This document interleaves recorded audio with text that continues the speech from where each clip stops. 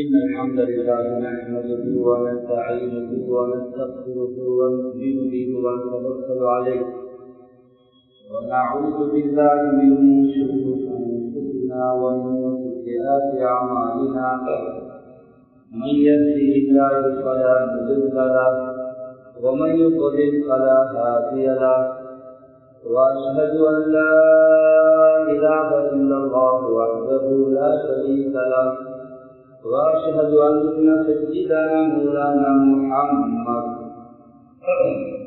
صلوات الله عليه وعلى آله وأصحابه ومن تبعهم بإحسان إلى يوم الدين أما بعد فأعوذ بالله من الشيطان الرجيم بسم الله الرحمن الرحيم والعصر إن الإنسان لفي خسر إلا الذين آمنوا وعملوا الصالحات وتواصوا بالحق وتواصوا بالصبر.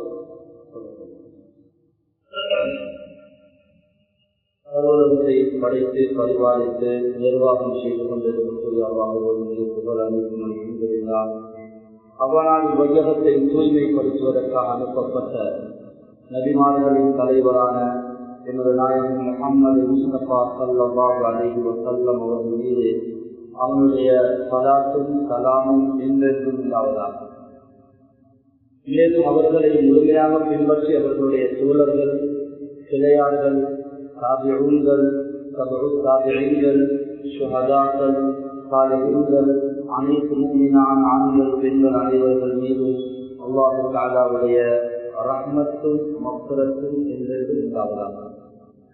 இந்த ஜும்மாவுடைய கடமையை நிறைவேற்றுவதற்காக இறையில்லம் ஒன்றுக்குள் இருக்கக்கூடிய அல்லாஹ்வுடைய நிலையாகும். வாழ்வினுடைய எல்லா கட்டங்களிலும், எல்லா சந்தர்ப்பங்களிலும், எல்லா சூழ்நிலைகளிலும், எங்கிருந்த போதிலும் சரி அல்லாஹ் சுப்ஹானஹு வ தஆலாவை மாத்திரம் பயந்து தக்வாவை வாழ்க்கையின் இலட்சியமாகவும் குறிக்கோளாகவும் ஆக்கிக் கொள்ளுமாறு முதன்மையாக எனக்கும் அப்பால் உங்களுக்கும் தக்வாவை கொண்டு வசியத்தும் நசீகத்தும் செய்து கொள்கிறேன்.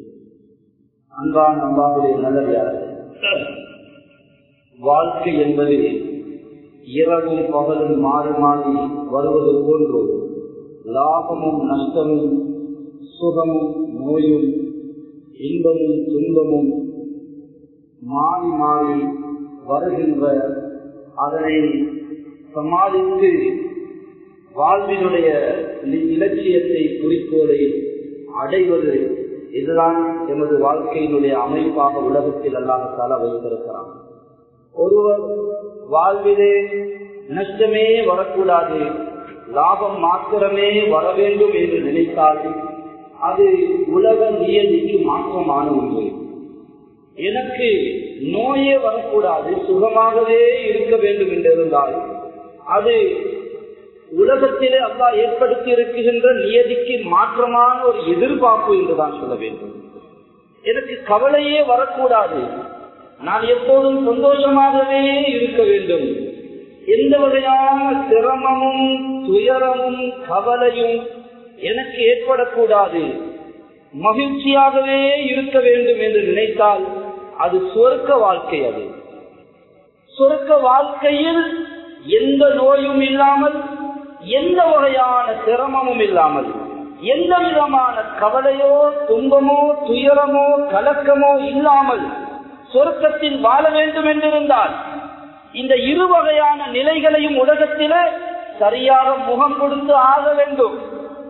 லாபம் நஷ்டம், இன்பம் துன்பம், நோயும் சுகமும், பிறப்பும் இறப்பும், எதிர்முதிரான மாறுபட்ட வேறுபட்ட வித்தியாசமான இந்த நிலைகளுக்கு சரியாக முகம் கொடுத்து அந்த நிலைகளிலே அந்த கட்டங்கள் வரும்போது தளர்ந்து விடாமல், பின்னோக்கி விடாமல், ஈமானிய உணர்வோடு இந்த கட்டத்தில் நான் எவ்வாறு நடக்க வேண்டும், இந்த கட்டத்தில் எவ்வாறு நடப்பதனால் உலகிலும் மறுமையிலும் நான் வெற்றி பெற முடியும் என்பதை உணர்ந்து புரிந்து ஒரு மூமின் வாழ்வான் என்றிருந்தால் அவனுடைய நஷ்டமும் அவனுக்கு லாபம் தான் சகோதரர்களே. அவனுடைய லாபமும் அவனுக்கு லாபம் தான், நஷ்டமும் ஒரு மூமினுக்கு லாபம் தான். ஒரு மூமினை பொறுத்தவரையில் அவனுடைய சுகமும் சுகம்தான்.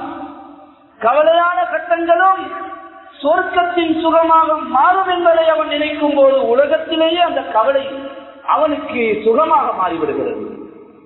ஆரோக்கியமும் அவனுக்கு ஆரோக்கியம்தான். ஆனால் நோயிலே அவனுக்கு அல்லாஹ் கொடுக்க இருக்கின்ற வெகுமதிகளை நினைக்கும் போது, ஈமானிய உணர்வோடு அந்த நோயை அவன் எதிர்நோக்கும் போது அவனுடைய நோயும் மன நிம்மதியான மன மகிழ்ச்சியான ஒரு காலமாகவே ஒரு கட்டமாகவே அவனுக்கு ஆகிவிடுகிறது. இதுதான் ஒரு இறை விசுவாசி ஈமானுடையவனுடைய அடிப்படை சகோதரர்கள்.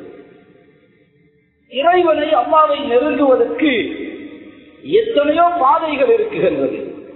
சுபுலுல்லாஹ் குல்லு சபீலில் கைரி சபீலும் மின் சபீலில்லாஹ் சபீலும் மின் சுபுலில்லாஹ் என்று அல்லாமா அன்வர் ஷால் காஷ்மீரி ரஹிமஹுல்லாஹ் அவர்கள் குறிப்பிடுகிறார்கள்.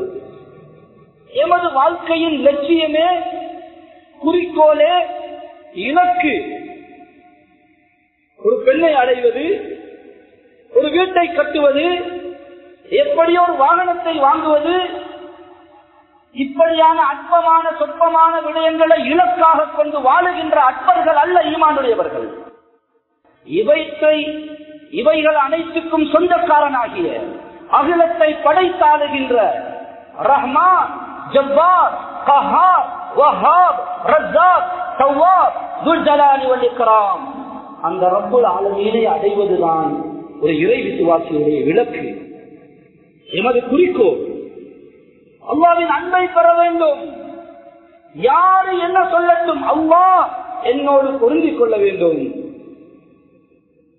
என்பதுதான் எமது வாழ்க்கையின் குறிக்கோள். அல்லாஹுவை நெருங்குவதற்கு பல பாதைகளை அல்லாஹ் வைத்திருக்கிறான். அதிலே வாழ்வினுடைய மாறி மாறி வருகின்ற கட்டங்களில் குறிப்பாக இரு பாதைகளை அல்லாஹ் வைத்திருக்கிறான். சபீலு ஷுக்ர், சபீலு சப்ர், நன்றி உணர்வு என்ற பாதையின் மூலமாக அல்லாஹ்வை நெருங்கலாம்.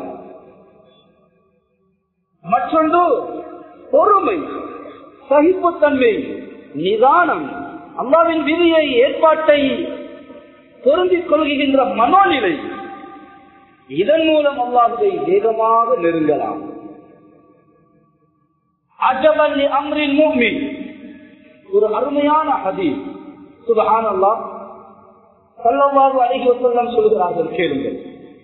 அஜபல் லி அம்ரில் முஃமின், ஒரு முஃமினுடைய விவகாரம், இறை விசுவாசியுடைய காரியம் ஆச்சரியமானது. அஜபன், ஸல்லல்லாஹு அலைஹி வஸல்லம் சொல்கிறார்கள், ஆச்சரியமானது.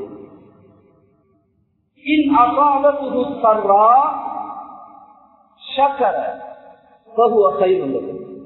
ஸல்லல்லாஹு அலைஹி வஸல்லம் சொல்கிறார்கள், அஜபன் லி அம்ரில் முஃமின் இன்ன அம்ரஹு குல்லஹு கைருன் லஹு வமா ذلك இல்லா லிஅஹதின் இல்லா லில்முஃமின். ஸல்லல்லாஹு அலைஹி வஸல்லம் சொல்கிறார்கள், ஒரு முஃமினுடைய எல்லா நிலைகளும் அவனுக்கு நலவுதான், எல்லா கட்டங்களும் அவனுக்கு கைருதான். இந்த ஒரு விடயம் இறை விசுவாசியாக உள்ள ஒரு மூமின் ஈமானுடையவனுக்கு மாத்திரமே ஏற்பட முடியும்.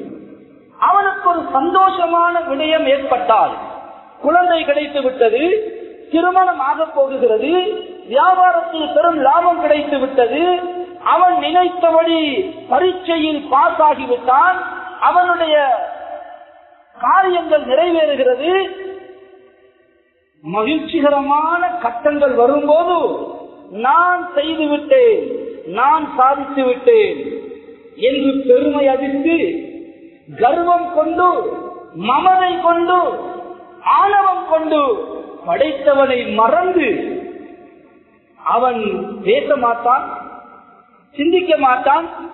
அவனுடைய ஆட்டம் பாட்டம் கூத்து கும்மாளங்கள் என்று படைத்தவனுக்கு மாறு செய்து படைத்தவன் கொடுத்த ஞானத்தை வைத்து படைத்தவரின் கோபத்தை சம்பாதிக்க மாட்டான். மாறாக அவனுடைய சந்தோஷமான கட்டங்கள் வரும்போது அல்ஹம்துலில்லாஹ், நான் ஒரு பலவீனமான அடியான், நான் ஒரு பாவி, அல்லாஹ் எனக்கு லாபத்தை தந்து கொண்டே இருக்கிறான், அல்லாஹ் எனக்கு பிள்ளை பாக்கியத்தை தருகிறான், அல்லாஹ் எனக்கு எவ்வளவு செல்வங்களை தருகிறான் என்று ஆனந்த கண்ணீர் வடிப்பான். அல்லாஹ்வுக்கு நன்றி செலுத்துவான். உள்ளத்தால், உணர்வால், சொல்லால், செயலால் நன்றி உணர்வுள்ள ஒரு அடியானாக இருப்பான். ஸல்லல்லாஹு அலைஹி வஸல்லம் சொல்கிறார்கள், ஃபஹுவ கைருன் லஹு, இந்த நியமத்துகள் அவனை சொர்க்கத்துக்கு கொண்டு செல்லுகின்ற கயிறுகளாக ஆகிவிடுகிறது. அவனுக்கு அது கயிறாகவே ஆகிவிடுகிறது. நியமத்தை கொண்டு அல்லாஹ்வுக்கு தூரமாகவில்லை. மகிழ்ச்சியான, வெற்றிகரமான, சந்தோஷமான அந்த கட்டங்களில் அவன் அந்த நியமத்தை தந்த முன்இம், அந்த நியமத்தை கொடுத்த பேருபகாரியாகிய அல்லாஹ்வை மறந்து மாறு செய்யவில்லை, நன்றி உணர்வோடு நடந்து கொள்வான். அதே நேரத்தில் அவனுக்கு ஏதாவது ஒரு நஷ்டம், கஷ்டம், இழப்பு, கவலை, நோய், பிரச்சனை, தோல்வி என்பது போன்ற நிலைகளும் கட்டங்களும் வரும்போது அவன் பொறுமை செய்வான், பொறுமையாளனாக இருப்பான். இந்த பொறுமை அவனுடைய நஷ்டத்தையும் லாபமாக, அவனுடைய கஷ்டத்தையும் இன்பமாக, அவனுடைய கவலையையும் சொர்க்கத்தின் சந்தோஷமாக, மகிழ்ச்சியாக மாற்றி விடுகிறது. அன்பான அல்லாஹ்வுடைய நல்லடியார்களே, வாழ்க்கை என்பது ஒரு கலை, வாழ்க்கை என்பது ஒரு கலை. இறை விசுவாசிகளுக்கு அது இலகுவானது. பிரச்சனைகள் வரும்போது அல்லாஹ்வின் விதியை, அல்லாஹ்வின் ஏற்பாட்டை, அல்லாஹ்வை கதிரை நம்புகின்ற ஒரு இறை விசுவாசிக்கு பிரச்சனைகளுக்கு முகம் கொடுப்பது கஷ்டமான ஒரு விடயம் அல்ல. விதியை நம்புகின்ற ஒரு மோமினுக்கு வாழ்க்கையில் டென்ஷன் இல்லை. நாம் எப்போதும் நலவுகளை, சந்தோஷங்களை எதிர்பார்க்க வேண்டும். அல்லாஹ்விடத்திலே அதைத்தான் கேட்க வேண்டும். அதையும் மீறி ஏற்பாட்டின் அடிப்படையில் ஒரு இறப்பு, ஒரு இழப்பு, ஒரு கவலை, துயரத்துக்குரிய ஒரு விடயம் நடந்துவிட்டால் அல்லாஹ்வின் ஏற்பாடு, அல்லாஹ்வின் விதிப்படி அவனுடைய ஏற்பாட்டில் உள்ளது நடக்கிறது, அவ்வளவுதான். அவன் எதை நாடுகிறானோ அதிலே அல்லாஹ் கயிறை வைத்திருக்கிறான் என்று அல்லாஹ்வுடைய ரிதா பில் கலா, விதியை, ஏற்பாட்டை பொருந்திக் கொள்வது என்று வரும்போது அவனால் தான் இப்படி ஆனது, இவளால் தான் இப்படியெல்லாம் நடந்தது என்று அவனோடு இவளோடு சண்டை பிடித்துக் கொண்டு, முட்டிக்கொண்டு, மோதிக்கொண்டு, பிரச்சனைப்பட்டுக் கொண்டு போக வேண்டிய அவசியமே இல்லை சகோதரர்களே. உன்னாலதான் இப்படி நடந்துச்சு என்று மனைவியோட மோத, அந்த டாக்டரிடம் போனதனாலதான் அப்படி ஆச்சு, நான் சொன்னதானே இவரிடத்துல போவோம் என்று யாரையாவது பழி சுமத்த, யார் மீதாவது எரிந்து விட, எவர் மீதாவது கோபப்பட, யாரோடாவது முட்டிக்கொள்ள அவசியமே கிடையாது. அல்லாஹ்வுடைய நாட்டம் அப்படி.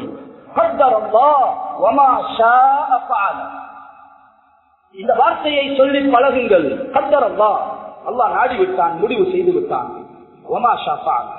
அவன் நாடியது நடக்குகிறது. எதையும் சீப்பலாக எடுத்துக் கொள்ளுங்கள்.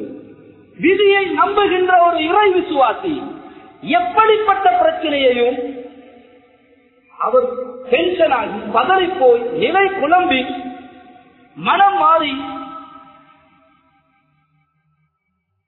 நிலை குழம்பி போவதற்கு அவசியமே கிடையாது. இலகுவாக இருங்கள். நாம் பதறி போவதனால் ஒன்றும் ஆக போவது கிடையாது. ஹதீஸிலே ஸல்லல்லாஹு அலைஹி வஸல்லம் சொல்கிறார்கள், அல்லாஹ் தஆலா அடியார்களை சோதிப்பான். சோதிக்கின்ற போது ஃபமன் ஸபர ஃபஸபர வஊஜிர, பொறுத்து போபவர், சகித்து போபவர் பொறுமையாளராகவும் ஆகிவிடுகிறார், நன்மையையும் பெற்றுக் கொள்கிறார். வமன் ஃபஸஅ, யார் பதட்டம் அடைந்து டென்ஷன் ஆகுகிறாரோ அவருக்கு பதட்டம், புலம்பல், இதை தவிர வேறு எதுவும் அவருக்கு கிடைக்க போவது கிடையாது. வேண்டுமானால் நீங்கள் பதறிக்கொண்டு டென்ஷன் ஆகிக் கொண்டு புலம்பிக் கொண்டு ஏன் தான் எனக்கு நடக்குதோ இப்படித்தான் ஆகுது என்று புலம்பிக் கொண்டு வருகின்ற போகின்றவர்கள் எல்லோரிடத்திலும் அழுது கொண்டு முணங்கிக் கொண்டு இருக்கலாம். ஆனால் அதனால் எதுவும் ஆகப் போவது கிடையாது. இழப்புக்கு மேல் இழப்பு தான். நடந்த இழப்புக்கு மேல் மன நிம்மதியின் இழப்பு, நன்மைகளின் இழப்பு, நஷ்டத்துக்கு மேல் நஷ்டம்தான். எனவே அன்பான அல்லாஹ்வின் நல்லடியார்களே, உலக வாழ்விலே வரக்கூடிய சிரமங்கள், கஷ்டங்கள், இவற்றை சகித்துக் கொள்ள அல்லது முகம் கொடுக்க இஸ்லாம் நமக்கு அழகான வழிகாட்டல்களை தருகிறது. அந்த அடிப்படைகளில் நாம் வாழும் போது, அந்த அடிப்படைகளில் நாம் பிரச்சனைகளுக்கு முகம் கொடுக்கும் போது எமக்கு எந்த பிரச்சனையும் பிரச்சனையே இல்லை. எமது லாபமும் லாபம்தான், நஷ்டமும் லாபம்தான். எமது இன்பம் துன்பம் அனைத்துமே எமது மன நிம்மதிக்கு வழிவகுக்கும்.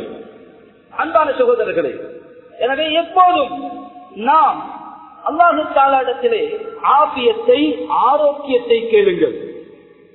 ஆபியா ஸல்லல்லாஹு அலைஹி வஸல்லம் திருமதியிலே வரக்கூடிய ஹதீஸிலே சொல்கிறார்கள், லா யுரத்து துஆ பைனல் அஸானி வல் இகாமத்தி, பாங்குக்கும் இகாமத்துக்கும் இடையில் துஆக்கள் மறுக்கப்படுவது கிடையாது. பாங்கு சொல்லிவிட்டார்கள், இகாமத்து சொல்வதற்கு நேரம் இருக்குகிறது. நாம் நோட்டீஸ் போர்டை பார்த்துக் கொண்டு நேரத்தை, டைமை பாஸ் பண்ணுவதற்கு இன்னும் 5 நிமிடம் இருக்கிறதா, ஏதோ தவறுதலாக முந்தி வந்து விட்டோமே என்ற ஒரு உணர்வோடு அவர் வெளியே போய் போனை எடுத்துக்கொண்டு டைம் பாஸ் பண்ணுகிறார். அன்பான சகோதரர்களே, நீங்கள் நேரத்தோடு வரவில்லை, அல்லாஹ் உங்களை வரவழைத்திருக்கிறான். அடியானே, இது துஆ ஒப்புக்கொள்ளப்படுகின்ற நேரம். உனக்கு எவ்வளவோ பிரச்சனை இருக்கிறது, எவ்வளவோ கஷ்டம் இருக்கிறது. இதோ இன்று மாலை உனக்கு ஒரு பிரச்சனை வர இருக்கிறது, நாளை நீ மரணிக்க இருக்கிறாய். உட்காரு, தப்பிலே அமர், என்னிடத்திலே கையேந்து, நான் துஆக்களை மறுக்காத நேரத்திலே உன்னை அழைத்து வந்திருக்கிறேன் என்று அல்லாஹ்வாக நம்மை நேரத்தோடு அழைத்து வந்துவிட்டாலும் கூட நாம நாடி வருவது கிடையாது. ஏதாவது கோரவார வழிகிறது, நேரத்தோடு பள்ளிக்குள்ளே போய்விட்டோம், நேரம் இருக்கிறது என்றால் அமர்ந்து துஆவிலே ஈடுபடுவோமே, அல்லாஹ்விடத்திலே கேட்போமே என்ற உணர்வு நமக்கு கிடையாது. பாங்குக்கும் இக்காமத்துக்கும் இடையில் துஆ மறுக்கப்படுவது கிடையாது என்று ஸல்லல்லாஹு அலைஹி வஸல்லம் சொன்ன போது சஹாபாக்கள் கேட்டார்கள், யா ரசூலல்லாஹ், அந்த குறுகிய நேரம் சுன்னத்துகளில் சொல்ல வேண்டும், அந்த குறுகிய நேரத்தில் அல்லாஹ்விடத்திலே என்ன கேட்பது? ஸல்லல்லாஹு அலைஹி வஸல்லம் சொன்னார்கள், ஸல்லல்லாஹு அஃவ வல் ஆஃபியா, அல்லாஹ்விடத்தில் 2 வார்த்தை, கைரு துன்யா வல் ஆகிரா, உலகம் மறுமையில் எல்லா நலவுகளையும் உள்ளடக்கிய 2 வார்த்தையை சொல்லிக் கொடுத்தார்கள். அல்லாஹ்விடத்திலே அஃபுவையும் ஆஃபியத்தையும் கேளுங்கள், இந்த துஆவை பாடமாக்குங்கள். அல்லாஹும்ம இன்னி அஸ்அலுக்கல் அஃவ வல் ஆஃபியா, யா அல்லாஹ், எனக்கு மன்னிப்பையும் ஆஃபியத்தையும் தந்தருவாயாக. மன்னிப்பு மறுமையில், ஆஃபியத் உலகத்திலே எல்லா வகையான கஷ்டங்கள், பிரச்சனைகள், துயரங்கள், ஆபத்துகள், விபத்துகள், நோய்கள், இவை அனைத்திலிருந்தும் பாதுகாப்பை கேட்பதுதான் ஆஃபியத். மிக விசாலமான ஒரு வார்த்தை அது. மன்னிப்பை தா, ஆஃபியத்தை தா, முடிந்து விட்டது. 2 விடயத்தை சொல்லிக் கொடுத்தார்கள். அல்லாஹும்ம இன்னி அஸ்அலுக்கல் அஃவ வல் ஆஃபியா, ஸல்லல்லாஹு அஃவ வல் ஆஃபியா என்று சொன்னார்கள் ஸல்லல்லாஹு அலைஹி வஸல்லம். திருமதியிலே ஹதீஸ் வருகிறது, இங்கே வைட் போர்டு இருந்தால் அங்கிருந்தவர்களிடம் சொல்கிறேன், அதை எழுதி வையுங்கள். அந்த துஆவை அல்லாஹ்விடத்திலே கையெழுங்கள், சுஜூதிலே இந்த துஆவை கேட்கலாம். யா அல்லாஹ், மன்னிப்பை தா. அல்லாஹும்ம இன்னி அஸ்அலுக்கல் அஃவ வல் ஆஃபியா, அல்லாஹும்ம இன்னி அஸ்அலுக்கல் அஃவ வல் ஆஃபியா, அல்லாஹும்ம இன்னி அஸ்அலுக்கல் அஃவ வல் ஆஃபியா. அவ்வளவுதான். வாவுக்கும் துஆவுக்கும் இடையில் உள்ள இந்த நேரத்திலே ஸல்லல்லாஹு அலைஹி வஸல்லம் ஆஃபியத்தை கேட்க சொன்னார்கள். எனவே நாம் அல்லாஹ்விடத்திலே எப்போதும் ஆஃபியத்தை கேட்போம், ஆரோக்கியத்தை கேட்போம். நோய் இல்லாத, பிரச்சனை இல்லாத, கவலை இல்லாத, இழப்பு நஷ்டம் இல்லாத ஆரோக்கியமான வாழ்க்கையை தா. எமது நாட்டம், விருப்பம், இதை மீறி அல்லாஹ்வின் ஏற்பாட்டிலே ஒரு கஷ்டம், நஷ்டம், ஒரு இழப்பு, ஒரு துயரம், கவலை வந்துவிட்டால் அந்த கட்டத்தில் நாம் எப்படி அதை முகம் கொடுப்பது? முதலாவது அம்சம், அல்லாஹ்வுடைய கதிரை நம்புங்கள், அல்லாஹ்வுடைய விதியின் பக்கம் திருப்புங்கள். அல்லாஹ் நாடியது நடக்கிறது, அவ்வளவுதான். அல்லாஹ்வுடைய ஏற்பாடுல உள்ளது நடக்குகின்றது. இதை நாம் பெருசுபடுத்துவதற்கு என்ன இருக்கிறது? உலகமே சேர்ந்தாலும் அல்லாஹ்வின் நாட்டத்தை தடுக்க முடியாது. உலகமே சேர்ந்தாலும் அல்லாஹ் நாடாத ஒன்றை தர முடியாது என்ற நம்பிக்கையில் உறுதியாக அந்த மனோநிலையில் அந்த பிரச்சனைகளுக்கு நாம் முகம் கொடுத்தால் அதனை சகித்துக் கொள்வது இலகுவாகிவிடுகிறது. இரண்டாவது, அது அவரால்தான் ஆனது, இவரால்தான், மனைவியால்தான், பிள்ளையால்தான், அண்ணனால்தான், தாயால்தான் இப்படி ஆனது என்று சொல்லி பிரச்சனைகளின் போது யார் யாரிடமோ நாம் சண்டை போட்டுக் கொண்டிருக்கிறோம். இல்லை, குர்ஆன் சொல்லுகிறது, வமா அஸாபக்கும் மின் முஸீபத்தின் ஃபபிமா கஸபத் ஐதீக்கும் வயஃபு அன் கஸீர். உங்களுக்கு ஏற்படுகின்ற எந்த ஒரு முசீபத்தும் நீங்களாக தேடிக்கொண்டவைகள், உங்களுடைய பாவங்கள், உங்களுடைய தவறான வார்த்தைகள், உங்களுடைய கர்வமான வார்த்தைகள், அல்லாஹ்வை மறந்த பேச்சுக்கள், இவைகள் சோதனைகளாக, பிரச்சனைகளாக மாறிவிடுகிறது. சில நேரத்தில் நாம் பேசுகின்ற வார்த்தைகள் கூட, என்னுடைய இந்த கடையால தான் நான் இவ்வளவு தூரத்துக்கு முன்னேறினேன், இந்த கடை இல்லைன்னா என் நிலைமை எப்பயோ என்னவோ ஆகியிருக்கும் என்று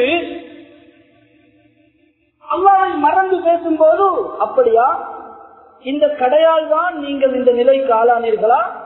சரி, பார்ப்போம். இன்னொரு ஆட்டத்தை எல்லாம் உள்ளாக்கிடுவான். எங்கே உங்களது கடை?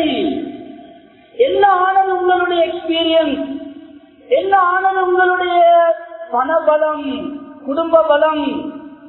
எதை நாம் அல்லாஹ்வை மறந்து அளவுக்கு அதிகம் நம்புகிறோமோ அதையே ஒரு விஷப்பாம்பாக ஆக்கி, சோதனையாக ஆக்கி, கேள்விக்குறியாக அந்த ஆக்கி விடுவான். எங்கே இப்போது எங்கே போனது?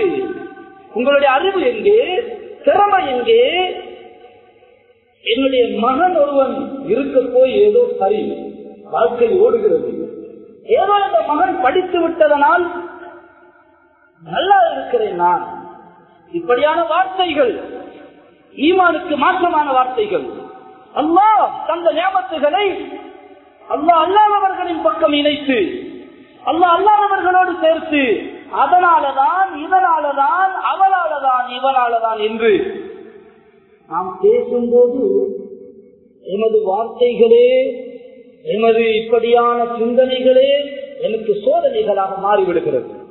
எனவே பிரச்சனைகள் வரும்போது இரண்டாவது அம்சம், அவராலேயோ இவராலேயோ இந்த பிரச்சனை எனக்கு வரவில்லை, என்னுடைய பாவங்கள் தான் காரணம், என்னுடைய தவறுகள், எத்தனை கட்டங்களில் எப்படியான பாவங்களை எல்லாம் நான் செய்திருக்கிறேன், எனக்கு இது மாத்திரமல்ல இதைவிட பெரிய சோதனை வர வேண்டிய ஒரு பாவி, ஆனால் அல்லாஹ்வுடைய அருள் கிருபை, அல்லாஹு தஆலா ஏதோ சின்ன ஒரு சோதனையை தந்திருக்கிறான் என்று நாம் தௌபா, இஸ்திக்பாரின் பக்கம் மீள வேண்டும். நிச்சயமாக இஸ்திக்பார் பிரச்சனைகளை நீக்கும். அபூ தாவூதுடைய ஹதீஸிலே வருகிறது, மன் லஸிமல் இஸ்திக்பார், யார் இஸ்திக்பாரை பற்றி பிடித்துக் கொள்கிறார்களோ, ஜஅலல்லாஹு மின் குல்லி ضيق மக்ரஜா, அவர்களுடைய எல்லா பிரச்சனைகளிலிருந்தும் அல்லாஹ் அவர்களுக்கு மக்ரஜ், வெளியாகும் வழியை எல்லாம் காட்டி கொடுப்பான். மக்ரஜ் என்றால் எக்ஸிட், வெளியாகிற வழி எப்படி, பிரச்சனையை தீர்த்துக் கொள்வது எப்படி என்பதை எல்லாம் காட்டி கொடுப்பான். ஒமின்குள்ளே ஹம்மின் ஃபரஜா, அவருடைய கவலைகளிலிருந்து விடுதலை எல்லாம் கொடுத்து விடுவான்.